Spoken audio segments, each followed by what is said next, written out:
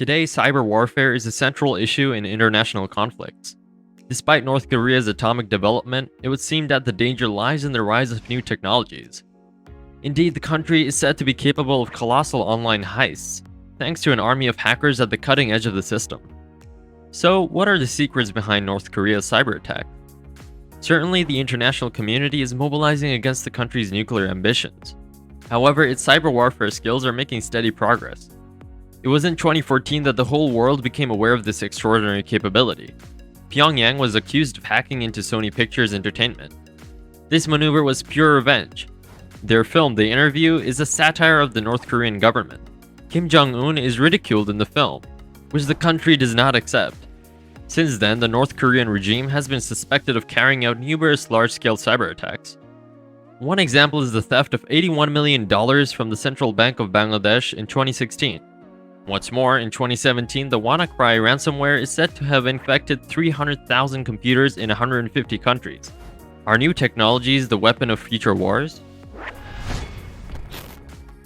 Of course, North Korea has always denied all the accusations leveled against it. However, 3 North Koreans have been charged with a series of computer hacking offenses.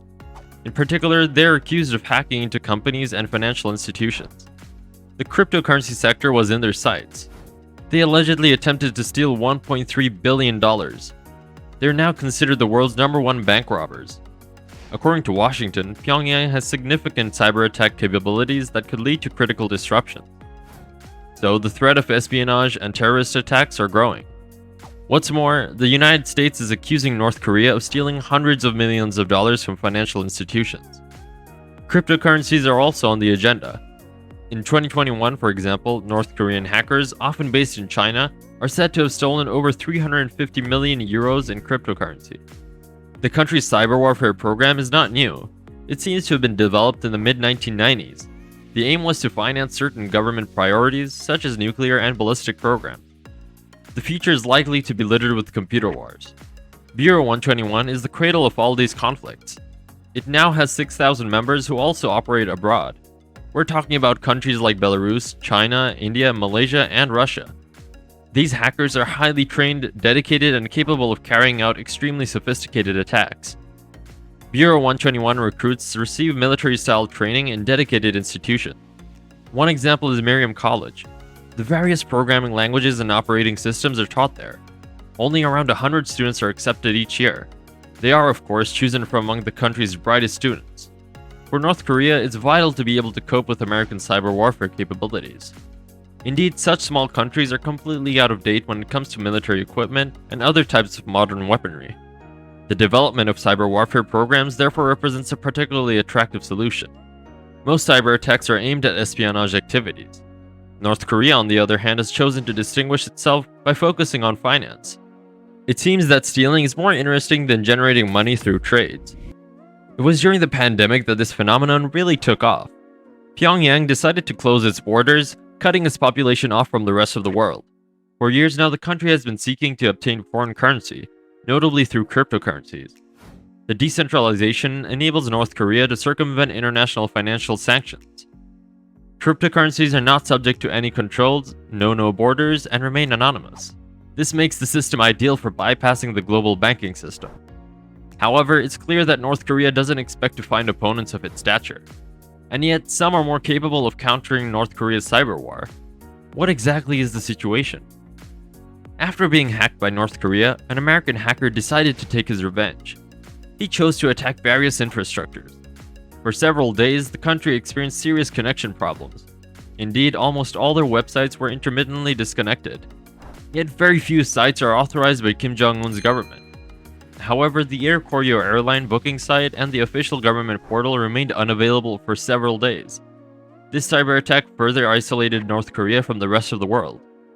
Contrary to popular belief, the perpetrator was not a foreign state but an American citizen behind a computer. Named P4X, he was the victim of a vast hacking campaign led by North Korea. The campaign targeted Western researchers specializing in cybersecurity. The aim was to get their hands on hacking tools and software vulnerabilities. Admittedly, P4X managed to thwart the hackers' plans, but he did not appreciate being considered a target. What's more, the lack of reaction from the US government would have pushed his desire for revenge to the limit. Nevertheless, he was contacted by the FBI, without any real action on the part of the authorities. P4X felt it was necessary to show that he was a worthy adversary, to prevent the situation from reoccurring. He explained that he had exploited a number of known, uncorrected vulnerabilities in North Korean systems. This enabled him to launch attacks to bring down part of the country's internet system. It was all very simple for him. In fact, he has automated most of the attempts against the various North Korean systems. However, it's not certain that all this will have any real impact on the government. Only a tiny fraction of the population has access to the internet. Most people in North Korea are completely disconnected. They make do with an ultra-closed internet run by the government. There are just 1,000 IP addresses for some 25 million inhabitants. Yet, P4X has pulled off an extraordinary operation. It succeeded in disrupting the propaganda messages broadcast by the regime, a first for the North Korean government. What does the future hold for North Korea? Is cyber warfare the conflict of tomorrow? Despite its considerable expertise in cyber attacks, the North Korean government would do well to be wary. Indeed, most countries are trying to fall into line and are now demonstrating a high level of expertise in this field. North Korea is therefore exposing itself to major risks. Of course, cyber warfare seems to be the conflict of the future. Is it conceivable that armed conflicts could be fought in virtual worlds? So what does the future hold in store for us?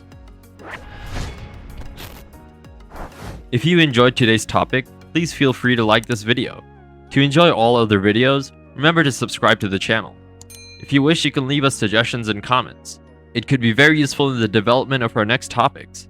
And don't forget to activate the notification bell so you don't miss any of our news. See you soon on aTech.